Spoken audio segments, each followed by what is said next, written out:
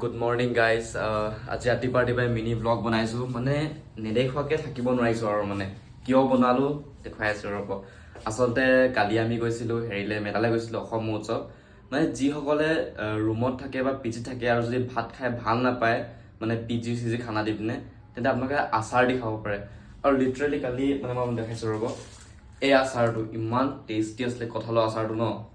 আপোনালোকে এবাৰ ট্ৰাই কৰি চাব আৰু এতিয়া মই এই আচাৰটো এই টেমাটো ধুই থৈছিলোঁ এতিয়া ইয়াতে ভৰাই দিম আৰু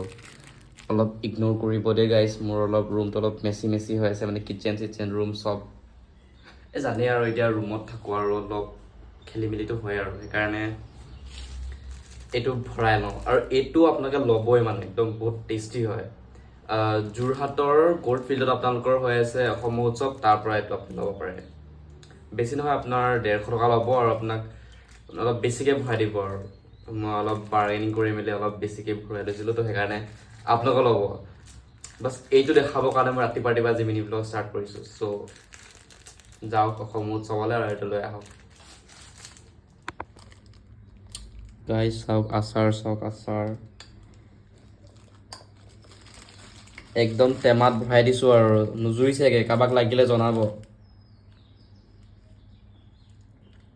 মই ফ্ৰীকৈ স্পনচাৰ কৰি দিম আপোনালোকক আচাৰ টেষ্টি নে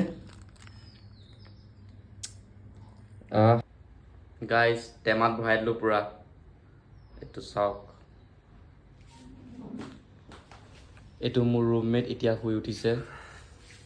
এতিয়া এই গা পা ধুবগৈ